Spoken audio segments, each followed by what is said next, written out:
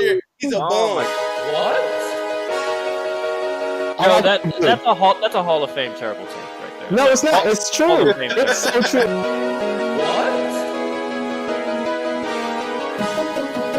Boy just choked. Straight women booty and let the ball go. Say what again? Say what again? I dare you. I double dare you. LeBron James puts up a three. Won't go. Rebound box. Back out to Allen. His three-pointer. Bang! Irving and Curry. One-on-one. Irving puts it up. It's good. Kyrie Irving from downtown. Oh, yeah, but we'll get to explaining and debating in a second.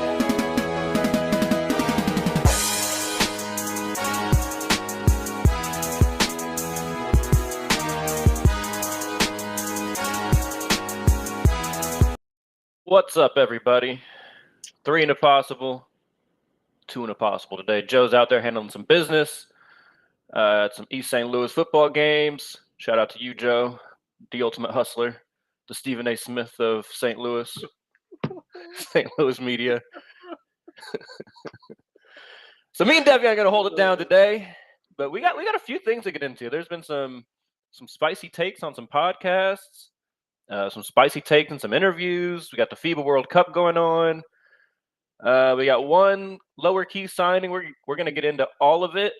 But Devion, on this day, I think we start with the FIBA World Cup because America, USA, we are one of 4 teams to already punch their ticket to the quarterfinals and keep coming up with clutch second half after clutch second half after clutch second half to kind of lead the team. We've had some upsets in the World Cup.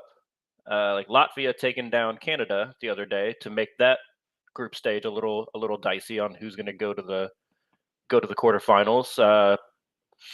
I don't really want to pile on to the guy, but Dylan Brooks getting cooked by a Latvian player on for the game winner. It's been a lot of downhill for old Dylan Brooks after his poking the bear comments. But he got that bag, so hey, he won. Hey, good for him. Shout out to him. But Devion, just kind of give me your overall takeaway so far from the FIBA World Cup. I know you're probably like me, haven't watched it a ton, but keeping up with it, kind of staying in the news, relevant who's winning and whatnot. It's like a couple things I took from it. Man, I'm convinced now, like, we are the greatest, like sports, like, country of every sport. Like, we could just throw a team together. I don't know about every sport. Well, except soccer. Soccer, we ain't getting that. That's like basketball, track, and certain things like that. Ain't nobody fucking with us. I'm sorry. So we, like, when it comes to basketball, bro, it seemed like we could throw a team together. Ain't nobody fucking with us. Like, we can go in and make an okay player into a superstar based on, like, our talent development and all that stuff. We ain't nobody fucking with us. And we saying Ant, too. And definitely gonna be the face of the NBA. I'm sorry. Like, I'm like, you got a fan. That is the one player I will be rooting for. He will be my favorite player after, Westbrook and all that stuff. Westbrook's still my favorite player. I still fuck with PG. Like, Paul George, my guy. But and face of the NBA, bro, ain't nobody fucking with him. Once he gets a chance to go to the Miami Heat, then he gonna be who he gonna be. I'm sorry. That's like, we watching all these players. Everybody want to see, like, what the NBA will look like, what team to pick, who they should root for, like, what, like, team should be, like, built around. Just look at this USA roster right now, and then you got plenty of picks to see. Like, we got hope for the NBA. Like, after these big-name players go out, it's still going to be fun games. We're still going to see some shit. It's going to be exciting still. We got, bro, and Cole. Just, like, Cat and all them must be slowing him down because I'm convinced, like, they got to be the ones slowing him down. You know what this has taught me, Devion, or reinstilled into me that I didn't need reinstilled? Fuck Rudy Gobert. That's what this is telling me. First of all, France taking a fat L with Rudy Gobert's dumbass out there. He should be one of the top players according to his stature in the NBA. He should be one of the top players playing in the FIBA World Cup with all the superstars that are not playing. But then, after now 2 playoffs ago, the Timberwolves had an exciting run. Now, they didn't go very far. They were in the play-in game, but they advanced out of the play-in. Everyone remembers Pat Bev on the table, swinging the shirt around, the towel around, going crazy. Like they had won the championship after they advanced for the play-in, which was funny. But also, like, I really enjoy seeing that type of passion from players, even if it's just a play-in game. And like they were an exciting team to think about for this upcoming year. Then they made that dumbass trade, and it was just like, well, RIP to that team, because that team's not about to do shit with Rudy Gobert on it next to Karl Anthony Towns. Like maybe if they only had one of them and it was just Rudy Gobert, you could at least say like, well, he's there to kind of clean up any defensive messes and blah blah blah. But then having both of them, it was just a mess. But back to the FIBA World Cup, my takeaway is similar to yours, Devi. I'm not going to go nearly as far as you are about all these sports because there's a ton of sports that we can't compete in. But I don't count cricket. I don't count badminton. I don't count things like that. Basketball, baseball, soccer. Cricket is technically like the second most popular sport in the world. Yeah, because their population is crazy. They got a huge population. So. I mean, I'm just saying, like it's like whatever. I think, but like when it comes to our dominance in basketball, we did the topic a few weeks ago of is the rest of the world catching up? This is pretty evident. No. Like they are catching up in terms of the ability to produce like singular, very high end talent, like the Jokic's, the Giannis's. But I think part of that has to be acknowledged when it comes to just American, basketball. They don't come into the NBA really the only one that came into the NBA nice like that is Luka, right? Like Jokic took a while to develop. Giannis took a while to develop. Luka's really the only one that came over and was immediately kind of like, star level player.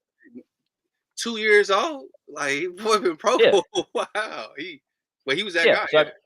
So I'm not going to take any credit away from him, and obviously no credit taken away from Giannis or Jokic or anything like that. But they took their biggest leaps once they got into like the American style of basketball, which, shout out to us. Our style works pretty damn well. But yeah, it's been a fun tournament to kind of keep up with. I wish the games weren't on at like 2:00 in the morning so I could watch more of them. Yeah. But shout out to us. I tried to tell y'all I wasn't that worried about us.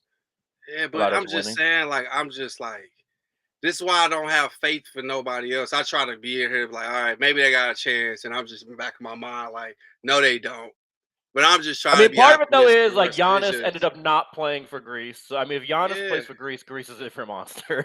I don't think Jokic didn't play, so like there's some reasons, but same time our superstars aren't playing either. So fair is fair. We can just afford it a lot better than the other countries can. But let's move on to the one bit of NBA news that we got this week.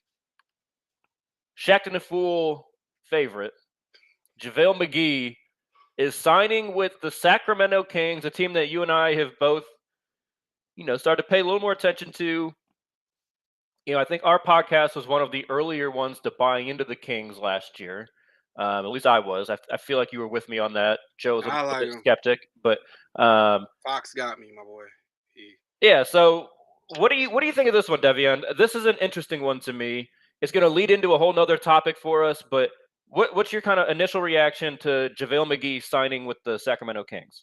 So look, this is how I look at JaVale McGee. I'm not saying like.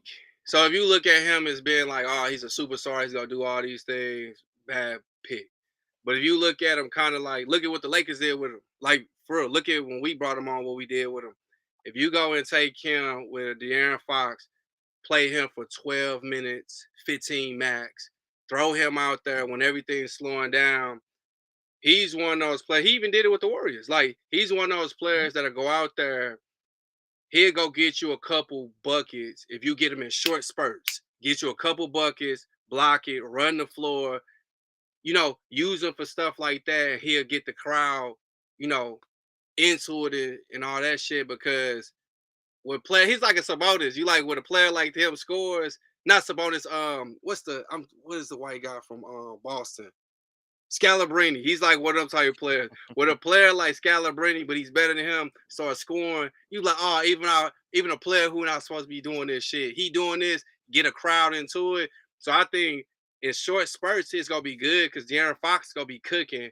Then you just throw JaVale McGee out there for like 10 minutes. That disrupts your whole offense. Because like, what the fuck dude doing? Mentally, it'll fuck you up. You know what I'm saying? Be honest with you.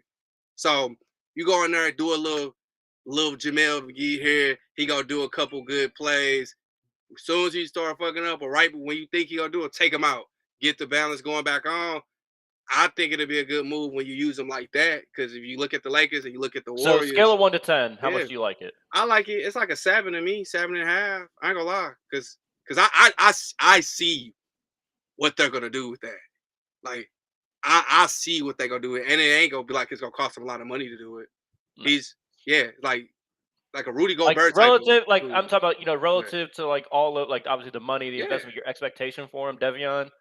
I'm at a 10 out of 10. Yeah, like I love this move. Can't beat that, bro. It was funny when it happened initially. He was always on Shaq and the Fool, right? Shaq's segment on TNT, and he actually like after a little bit like pushed back. He said, "Stop fucking doing this! Like, stop putting me on here!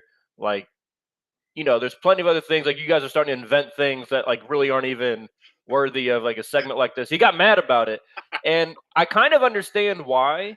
Yeah. Because I do feel like he gets fairly severely underrated because he is so associated with like those Shaq-ing moments, and he's had some bad ones. But he's actually a very smart basketball player. Like JaVale McGee is a very smart basketball player. He does a lot of little things very well for a team. I'm not saying you want him to be, you're not going to pay him $20 million to be your starting center. I'm not saying any of that. I'm saying, but as a role player, great role player. Yeah. I would take him on the Heat immediately. Yeah. Right? As like either a backup big or even your starter if it's like if you're doing like more of a low end starter. Because one thing that big men can do that never gets the praise that it should get, even if they're not going to be the one to score the ball, and he does it every single time. Sprint your ass down the court. Straight down the middle of the court, get right in front of that rim. Even if you don't get the catch and a put in and a dunk or, a little post hook fade, whatever, it creates so much space for the ball handlers to maneuver, get easy layups for themselves, and kick out to other threes. The best people in the NBA are pushing that ball and creating shots. Come on, that's what I'm saying. Like, that's what I'm saying, Devin. I love this move hey. for them because I think it's a perfect match of energy with what they do. He's a good rim protector, still a good rebounder. He's very long, tall, all that. I think this is a home run, low-key signing that people are going to, by playoff time next year when they're back in the playoffs, because they will be, I think people are going to talk about, that was a great look. No one talked about this. The unsung hero of the Sacramento Kings. JaVale McGee can be one of those types of role players that people are like, they are specifically mentioning when talking about them in a series. Again, he's not going to change a series. He's not that kind of guy. But in terms of just the little things that add up to a couple extra fast break points for your team and stopping a couple points at the rim on defense. Like, I think he's just one of those net positive, whether it's only 3 or 4 points, but it's still, you get that on, 4 games in a series. That's huge. Hey, Will, watch. Hey, mark my words. I guarantee I'll take it. If I'm wrong, I'll take it. He gonna be, you remember when we watched the Sacramento Kings, all the pressure, last playoffs, all the pressure on Fox. Mm-hmm. You throw a person like JaVale McGee, all you need is him to have one game to change the series. Literally, one game. And it's going to be one game that you need him to do, and that's going to get you that confidence into the next round, and Fox going to take you from there. Like, that's what's going to end up happening. It's going to be because of him. He going to have one decent game in like a 2 to 3 minutes. He's going to have like a game where he has like 10 minutes, or maybe not 10 minutes, like 15 to 20 minutes, 10 points, 8 rebounds, and it's going to be like, that was a little extra boost they needed to get them over the hump. 2 to 3 minute stretch where you gonna need it. Watch, we've seen him do this. Like, for real, we really seen him. He was very good for the Warriors. Like, he was very good for the Warriors on those seasons. Like, people don't realize he's got like 3 or 4 championships. Yeah, he understands like what it takes to be that role on teams that win. Like that. Yeah. Again, we were talking about before the show, about Udonis Haslem. Invaluable. You can't place the correct value on players like that. Which leads us into Pat Bev. So Pat Bev had if you haven't watched it on No Chill Gill, fantastic episode. Go watch it. I've only consumed clips so far. I'm going to sit back and watch the entire thing because it was Great just finale. fantastic. I watched the whole. It's like 2.5 hours. I watched the whole of it. Great season finale. Amazing. But he was on there. He got into it with Rashad McCants, who, just as a side note, I don't know who Rashad McCants thinks he was when he was in the NBA. He had one very good season where he averaged about 15 points a game. Very good. Not denying that. But there was a point in this back and forth where they were talking about the FIBA World Cup, and he says, my team's never losing by whatever 200 points or whatever. He said any team that I'm on has a chance to win. And I'm just I think the Timberwolves came in last place every single year that he was there, and then he was traded midseason to the Kings. He didn't do shit that year either. But I digress. Pat Bev made some points about role players and the importance of role players on winning teams, like we were just talking about with JaVale McGee, what he might be able to be for the Sacramento Kings. But Devion, you were the one that kind of alerted me to this to make sure I could go find and kind of watch some of the clips from this. But Pat Bev obviously is a role player himself, so it makes sense that he wants to, highlight those types of players. Speak to your kind of thoughts on the impact of those Pat Bev type role players, especially as you're a Laker fan. Your Lakers, had a taste of Pat Bev last year.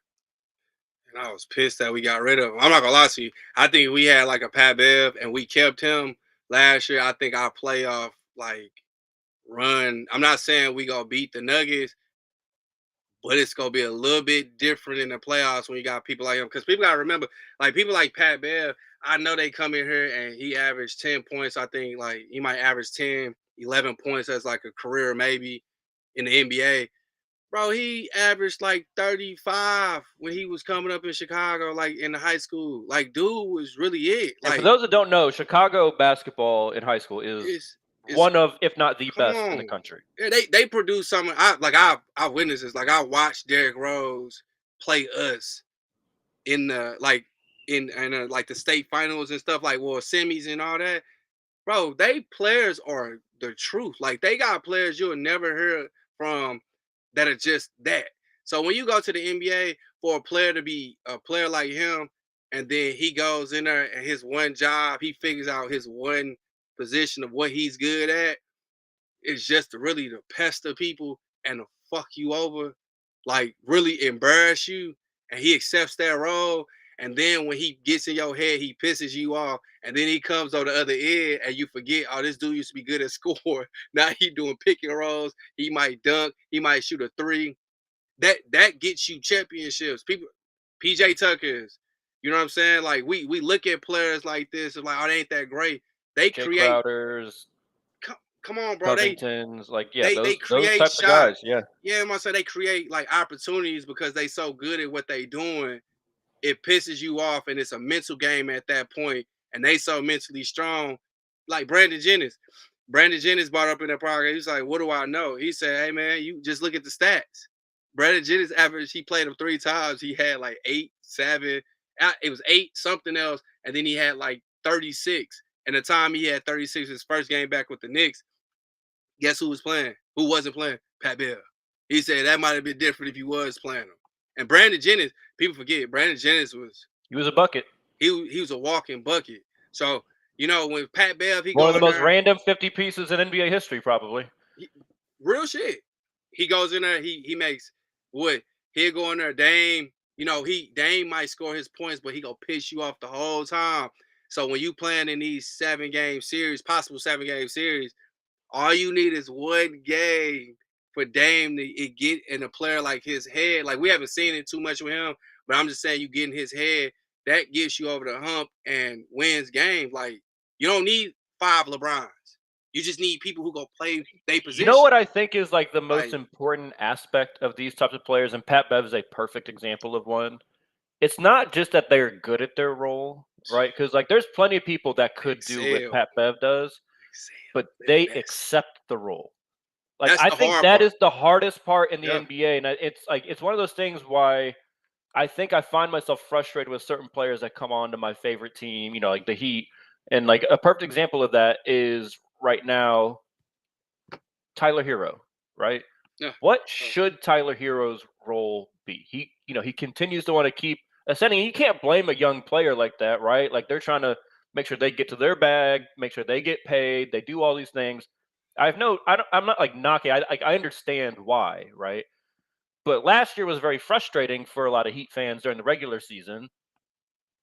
Because Tyler Hero had made it a point in the offseason he wanted to be a starter. He had just won 6th Man of the Year, but he wanted to be a starter. I think in part because he felt like, if he's going to get the contract that he wanted to get, like he couldn't be viewed as like a Jamal Crawford or Lou Williams. He wanted to be viewed as a more whole, all-around, complete player. But sometimes that's just not what your team needs. But luckily for the Heat, they had found players that were willing to accept that role, and I think that's why part of why the Heat have success with this development that they always get credited for is they find those players in the G League that accept the role in the G League. It's funny. I don't know how much people pay attention to the G League, but you'll see people dropping 40 points in the G League. And guess where they stay? Walking and guess where they stay? Yeah. They stay their ass right in the G League because they don't get it, right? Like they don't need more scores. They need people to accept roles. Like longevity should be the thing. They need Gabe Vincent, right? They need Gabe Vincent. Run the offense. Pick your moments when you're going to score.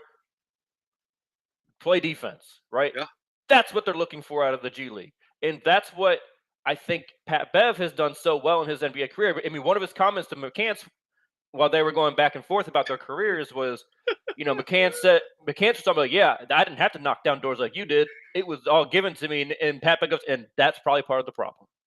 And he couldn't be so more right because you can just tell by the way McCants is talking, never accepted that he was a role player. Never accepted it. He wanted to be Kobe. He thought he could be Kobe. Yeah. He couldn't be Kobe. And Pat Bev had the longest stretch out of all those NBA players. Kenyon Martin, first round draft, but he had 15 seasons. Pat Bev's going on like 16. He's 12 years in the NBA. And he got another, 3-4 years we can see him doing it. Come on. Kenyon Martin's another great example. And what I like about Kenyon Martin's story is that he had heights. Like he had heights where he was a legitimately like borderline all-star player year in and year out. Number one draft pick. When he wasn't that anymore, though, he accepted that I play defense and I rebound. You have to appreciate players like that. 15 years. You want to know what? And Rashad McCants lasted 5. Who is more talented between Rashad McCants and Pat Bev? Rashad McCants, 10 out of 10 times, way more talented. But because he never wanted to accept that role of just being a, kind of a 6-man or a role player like that, NBA will move on from you real quick because no one's got time for that. Yeah, like goofy. That's why I'm saying, that's why I like people. And then he made a comment and said you probably would have lasted longer if you would have had good vets and good things, and you let an injury get you out of there. He's like, I didn't fall through injuries and I'm still here. So it's, you know what I'm saying? So you people like that, I don't give a fuck. Biggest example is who? Draymond Green. Look at a Draymond Green, bro.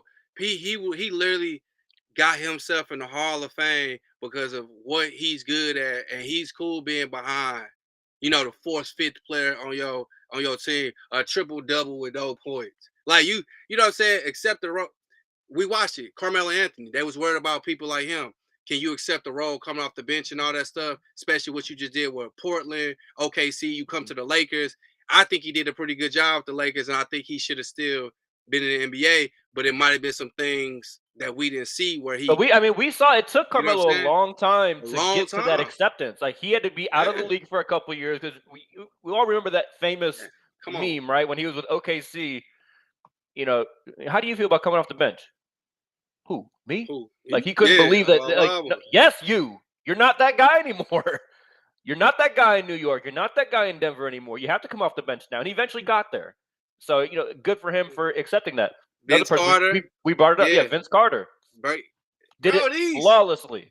Hey. That's how you last. That's how you last in the NBA. Not secure always your a bag. supreme confidence. You got to be confident, right? Like you have to be confident to be an NBA player, professional athlete, anywhere, right? You get $100 million in 4 years and nobody knows who you are, or you get 120 over 10 years and be relevant over different generations, and then become a Pat Bev where you bigger on your podcast, more people know you from your podcast, that makes you go look at this, and then Pat Bev want to be a coach. I think he got a good shot because look at what he's creating, accepting a role. People got to realize longevity gets you the bag. Don't do it quick. I know we don't talk about him in the most glowing light very often on this show, but one coach that I know at some point in his career started adopting like very, very like pretty cut and dry, like just telling people what their role was going to be on the team. Now he might not get the roles correct, but at least you knew where you stood. Doc Rivers. JJ Redick's talked about it a lot in his podcast when he was in LA with the Clippers with Doc and Chris Paul and all of them. Before the season started, he would have a one-on-one with every single player and tell them, "You're the three-point shooter on this team." He would tell JJ Redick until his last year in LA. He said, "You're one of the three-point shooters," and JJ was like, "Huh? One of?" But like Chris Paul, you are the initiative. Like, Blake Griffin, you are the scoring. Like he would define what those roles were, obviously in much more detail than I'm doing right now. But that's important that people know and accept those roles. And I think the good teams do that best. You don't have the players always fighting for, I want to be the superstar. I should be the superstar. No. Like people talk about how in Miami, like, Dwayne Wade just let LeBron kind of be LeBron after a little infighting the first year, like who should be the guy, all that. You know what helped? You had Pat Riley and Eric Spoelstra there too. Yeah, and they make that process a lot easier. What did that do? Make people champions that shouldn't be. Hey, that Doc shit, that made me think about that too. Yeah, I forgot when bro said that JJ Redick, that might make me believe that Doc, he obviously can't make him an assistant coach. He might actually be a better GM than he is a coach, because if you can recognize people to be in these roles and do stuff like this, you just go and pick the players, let somebody else coach it.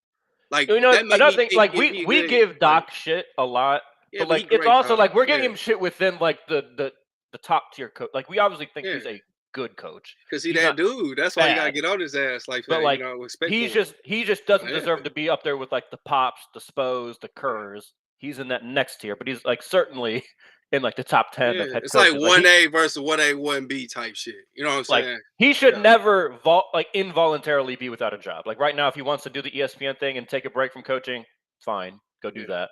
But like it would be crazy if the NBA actually thought there was 30 head coaches better than him. We're not saying that. You would be hard to find. I say you can maybe argue 5, but 10, he's top 10 like all day, every day. It's hard to name 9, 10 people better than him. Hard. Yeah. So, you could maybe do 5, but like 5, like he's in that probably 5 to 7 range, somewhere in there. Yeah, well, but let's pivot a little bit. I want to talk about another instance on No Chill Gill. Been working his ass off lately, just as an aside. But he had Danny Green on, and Danny Green, they were asked, and Gilbert obviously agreed with this. I think this is why they kind of teed it up with them. But Danny Green said that the bubble championship was the hardest championship. And now I think he was meaning to say like the hardest one that he has won. He has won multiple in different places. He won one with the Spurs after the round 2 of him versus the Spurs versus the Big 3 Heat. Another role player. He then was another role player. He was then on the Raptors team that won with Kawhi. And then he was on your Lakers team that won in the bubble. That boy had a great stretch. On everything. He had a great career. Very solid career. But what I want to know, Devin, we've talked about this before, but do you agree or disagree with Danny Green when he says the bubble championship was the hardest championship? And I want you to take that a step further and just comparing it to your opinion on all championships, all NBA championships. Do you think it was harder or easier? No, it was the hardest one because you locked in what was it, 100 days? About 100 days. Yep. 100 days. You can't see your family. You have no outside influence. You have no nothing, no outside media. You have no outside vices. You have you and your thoughts. That's literally all you have in your team. You know how hard that is, especially you know how hard that's got to be to where you just got to be that mentally strong for that long, and one mistake is getting you out of there. Like literally everybody is looking at you. You can't go on, well, James Harden, maybe he'll fly to Vegas and go gamble. This could be hurting his career. You don't got you have no excuses. Nope. The world so, shut down. Like, yeah. you're not doing So any of that. it showed like, and that's why I say like that's why I gave props to the Miami Heat. Like I always liked the Miami Heat because D Wade, but that's when I really bought into like I really believe in that Heat culture because you got teams like that. You can talk all the shit you want? How does a team like that wasn't expected to make something get to a point like that? Because they got talent, but everybody's supposed to have more talent. It comes down to your mental. That just showed you like everything, like the flippers. Because that was what was the year that we always be calling it the flippers, and we was like, yeah, this is why we Pandemic thought. P. Yeah, come on, Pat. This is why we said like the flippers will never be the top team. We saw everything like off camera. What we said, everything like we thought these people would be, who they are, or what we thought they would be. We saw in the bubble, and you can't take that away from them. Like that's hard. That road with 100. How about this? Imagine being around. You a dude. I say go around a woman that you love. Devion, I'll put it even simpler, bro. Yeah. We were roommates in college, basically. Yeah. We were cramming 8 people into a 2-bedroom apartment. It's a fact. Love you to death. Yeah. We had plenty of times over those couple years where we all about to fight each other. Real shit. Because it's just too many people crammed together, and we had outside escapes. We could go to the gym. We had class. We had all those things, right? Like we had those ways to get away, but we still were almost like gonna come to blows a few times. Bro. Like you don't have no releases. So imagine that. You know what I'm saying? Like you are forced into that. Now they had a very nice place. I get that. All doesn't matter. You are not able to go see your family. You know, a lot of those guys have kids. Why? You can't see the woman that you love. You can't touch her. You can't sneak her in. You can't hold your kid. It wasn't until it got to like the conference finals that family could come, right? I think it was something like that, like conference finals, and family could finally come in. I'm with you. You're in prison. I'm with you, Dev. You're in prison. To me, that bubble championship is the hardest. It validated so much for me. Now, are we a little biased? Of course, both of our teams met in the finals. But we called that though. We said that. Yeah. We said at the end of the day, what it did was you brought the perfect example, the Clippers. Why I never buy into them every single year when everyone, before the season starts, everyone tries to sell me this Clipper hype, right? Oh, the Clippers, they got Paul George, they got Kawhi Leonard, Ty Lue's this great coach, blah, blah, blah, blah, blah, blah, blah. I'm like, okay. Second round exit. At best. Here. At best, they're a second round exit. Through the sea, they were so good. Put a dolphin. We need to put a dolphin thing right here for them. Every time we talk about them, put a fucking dolphin. Get the dolphin. We need to put the dolphin. Don't bring the dolphins into this, all right? Look, I got a dolphin color on. No, I'm just saying. To me, like the teams, and again, it's not going to be every single year, but if you include that year, right, the teams that were in those conference finals, Lakers, Nuggets, right? If I'm remembering correctly, y'all played the Nuggets in the Western Conference Finals. Yep. Okay. Heat, Celtics. Heat, Celtics have met 3 out of the last 4 Eastern Conference Finals. There's something a little valid about the way that fucking tournament was set up, right? Lakers have been in 2 out of 4 conference finals. Nuggets, 2 out of 4 conference finals. Why do the same teams keep coming then? I will say this the day I die. The fraudulent, if I'm not, and again, none of them were fraudulent, but if there was going to be one that was going to be looked at with a little bit of a side eye, it was the one following the bubble year when the players had like 30-day off season, get right back out there and play basketball. No time to recover. That was the one that was a little That's where you randomly see a Hawks in the conference finals against the Bucks. And again, Bucks championship, very valid. Giannis earned that bitch, 50-point closeout game.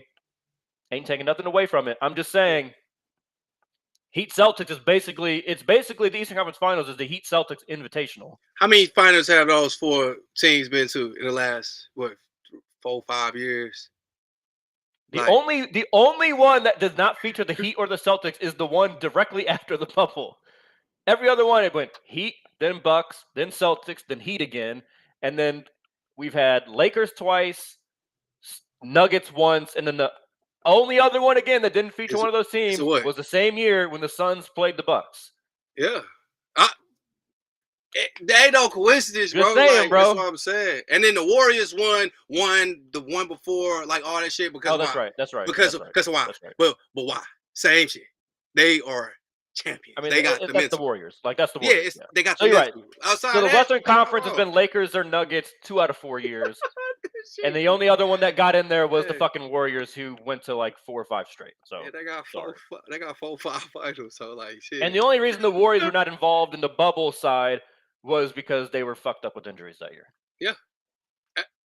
It ain't no Clay coincidence. was, I'm just Clay saying, was it ain't a out. coincidence. Steph got hurt. Like none of So we get Come that. on. Shout out to us. I get so sick. Fuck You what know they what talking really about. Shout out annoys to me about it, us. Devion? Fuck they You know what talking really annoys me about it? Like, is the only reason people even say that shit is because of one person, one man.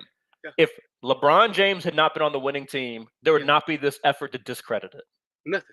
So stupid.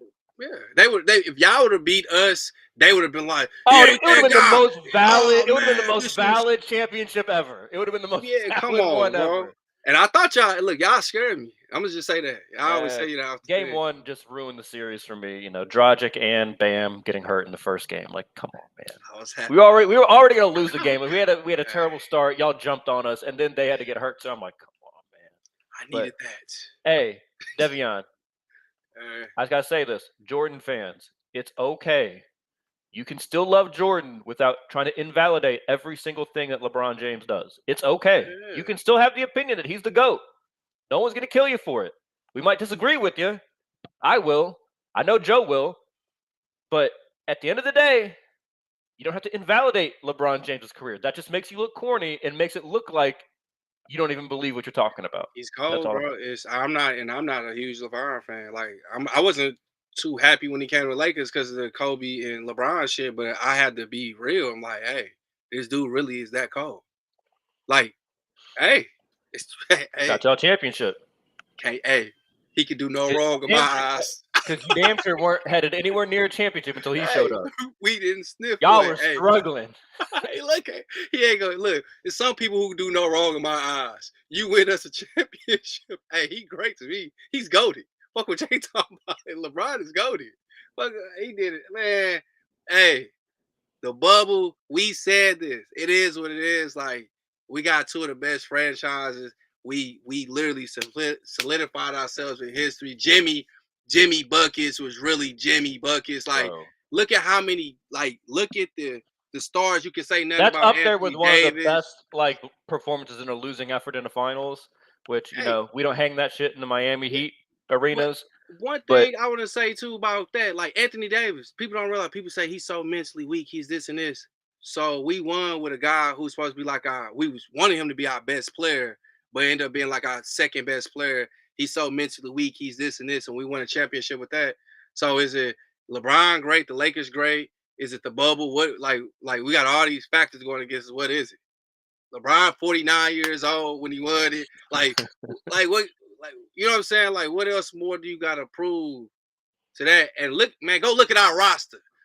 Go look at our roster compared to some of these other rosters. I know injuries help, but just go look at like how our roster was set up and like how we were playing in some of these times where we were scaring people that we wouldn't even, you know what I'm saying? We wouldn't win it all. Go look at that, bro. Come on, man. Hey, don't take that away from us, bro. You could take a lot of championships away from us.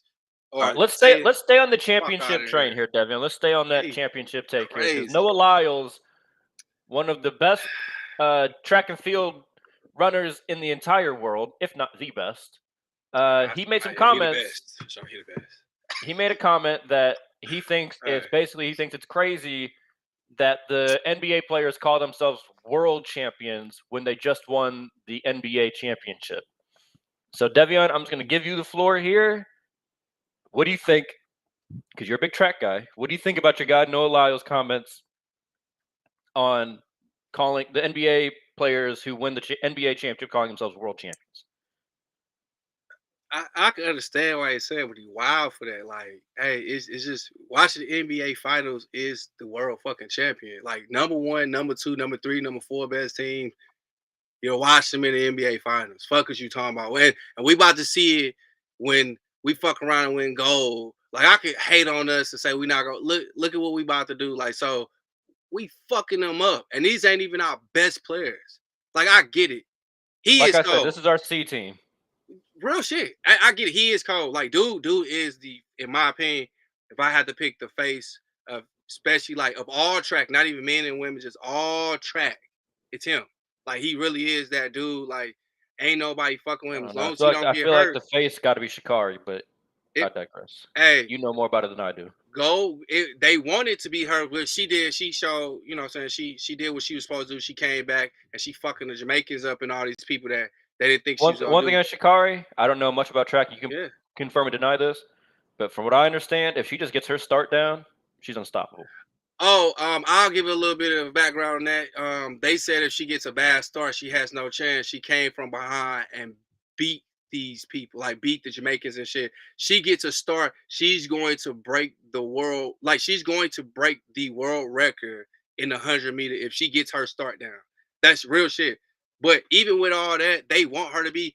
Noah Lyles is I'm not gonna lie, he fuck around might be the greatest American like track star. Like by the time the end of his career, he's probably gonna be the greatest American track star ever. Like, and I'm being real with you. Dude is So that's really good. That sets up like the caliber of person we're talking about here, who made, because I think to a lot of people, like even me, I was like, who is saying this? Like, why No, do I dude care about cold. his opinion on this? But he But get back to wild. your take on. I'm just saying Okay. that's a wild ass take to like say that. I get because he's the world champion, and but I think what he's doing is I think he's doing that for publicity because he's good at that shit. I think he's just setting himself up for when Paris comes around, bring all the attention to him, bring more light to like track and all this other shit. I think it's more like a marketing thing because if that's his honest opinion, dude, wild for that. Like we are NBA basketball is world basketball. The fuck will nobody say. If it wasn't, why everybody ain't rushing out over there to play for fucking these European teams, and the Saudis got more money than anybody. Why everybody ain't going out here taking $1 billion contracts for 1 year? And we watched it in golf. The shit didn't work. So why are they not running over there to play basketball and to go out here and prove to the world that they're above the world? Why is that? Because we watch it. Fuck out of here, man. I actually agree with them. I actually agree with Noah Lyles. I think it's stupid. I hate it every single time they do it in football, the Super Bowl. They do it. I hate when we call it the world champions. When you don't compete against the world. I don't like it. I really don't like. I have no issue. Like I'm with you in the sense that like the Nuggets are the best team in the world last year.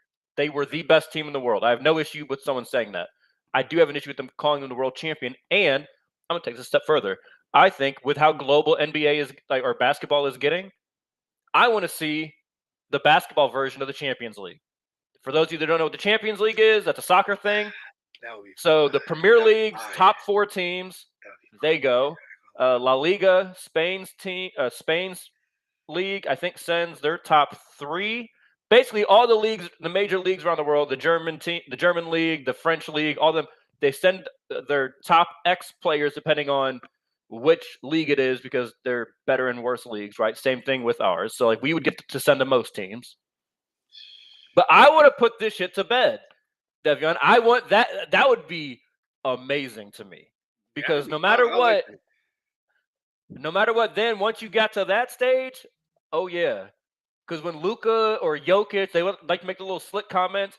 Oh, it's easier to play in the NBA. Okay, let's see. Let's see how easy it is then. We're gonna win one. Go get your little team over there. Go back over there, right? Go back to your Spanish team or your Lithuanian team, Slovakian, like whatever league you were playing in. Go lead that team again, and come play our champion. Yeah, I think that would be lit. I think again. I hope Luka stays in the NBA. I don't want him to leave, but I'm just saying I hate that comment, and that comment is never completely just stamped right into the fucking ground like it should be. Go Everybody watching them motherfucking games. Bring them over here. Bring them over here. Go watch them games. Bring Spain's champion over here. Come on, bring Spain's champion over here. Yeah. Watch them get wrecked by the Nuggets by like 30 points a game. I want to see it.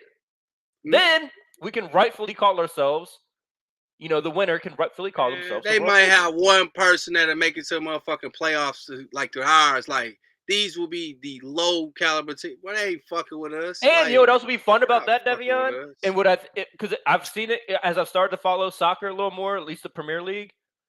It's like you almost have like 2 shots at like a big championship. Like those fans like really care about both.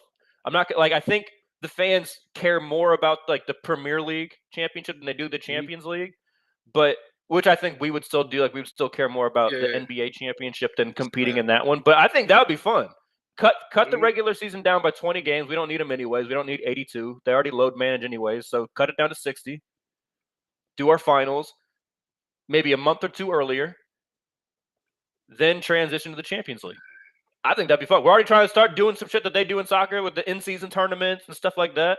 Let's just go for it. I think it'd be fun. That shit would be fire, bro. That shit would be lit. Fire. Because it's just like, after this point, we could then go and say the NBA Finals is the world champions every year. Then there's nothing and you can say. If one of their teams does beat us, you know how fucking lit those countries would be? Yeah. After that? We could do exhibition games with them, like preseason games and all that shit before the season, bring some notoriety to them. Yeah, that'd be fire. Hey, bro.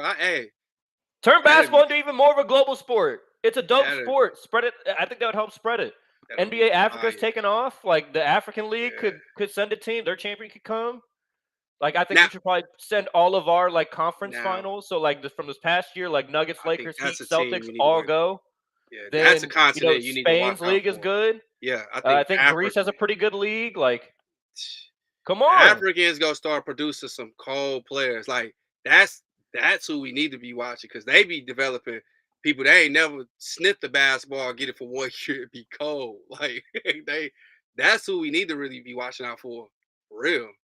But I'm just saying, bro. I think the shit would be fun. Maybe I'm biased because I'm black. Man, I don't give a fuck. I'm just saying that'd be a great idea. Hey, NBA, y'all might not be watching this, but hey, just do that. If y'all gonna go ahead and steal the idea, just let me get a little credit. Let me at least run it or some shit. You know what I'm saying? Hey, look, give us some 5 minutes of fame going there and talk our shit. Let us pop our shit on national TV, man. Give me some more real estate sales and all this other shit. Pop our other shit off. I'm just saying, look out for your boys. You know? Come on. Right, Devion. You know how we end this show. We choose love. We choose violence. I have a feeling I know where you're gonna go this week, but I'm interested. What you got, Devion? I was gonna do something different until you said something that made me pissed off again. I'm going to hate on the Minnesota Timberwolves again because of fucking Rudy Gobert. I'm gonna give him a little love at the end, but I'm gonna give him a little love because I think at my mind, I'm convinced they brought Rudy Gobert on to eventually free up cap space. That I'm convinced. Now watching Ant, I'm like, this is what they gotta be doing to go over here and let Ant just do his thing, and so they can see who that third spot's gonna be and just free up some of that cap space. I'm convinced, but I'm still like, why the fuck was it him? Like, you could go get so many more cheap players. Like, go get a JaVale McGee. JaVale McGee and him damn to do the same thing. Like, but Rudy Gobert gets so much love, and he's look at what he's doing. Like, come on, man. Like, look at what he's doing. This is the worst he's a Kwame Brown of mine. I'm sorry. I don't give a fuck what nobody say. Like, he's sorry. Why the fuck did they give a nigga like him all that money? Like, what the fuck? Like, he didn't change nothing. He left Utah. Utah still, it ain't like he changed nothing. He went to the Minnesota and in my eyes made him worse. Like, he made them worse. Real shit. And he paying him all that money. And if I take everything I said, no, I'm not. I'm not gonna take it back. But I'll be a little less like I won't fuck with them as bad if they come out and they just free up all the cap space because that's what they was doing. That's a long wait to see if somebody right. But they go fuck around. He gonna be one of the reasons why Ant was just like, I get my bag and all that stuff and go force a trade because they gonna have people like him. He not gonna have faith in them to bring in real good stars because you're doing shit like that. I think that shit that we seeing like this is gonna be the biggest reason why Ant gonna end up coming out and saying this is why I didn't do it. I just don't have faith in the organization because it's just like, why? I just want to know why. I just want to talk to somebody, ask them like, what was the thought process behind Goody Trash Burt, like Goody Burt? He is why? Why? Why? Like, and I wasn't even gonna pick them. I was gonna be a little loving this week too, but you just made me realize like why I thought you were gonna go first take versus undisputed. That's what I thought I you were was gonna gonna go. do it. Like that's what I wanted to do, but like Goldberg just fucked it up.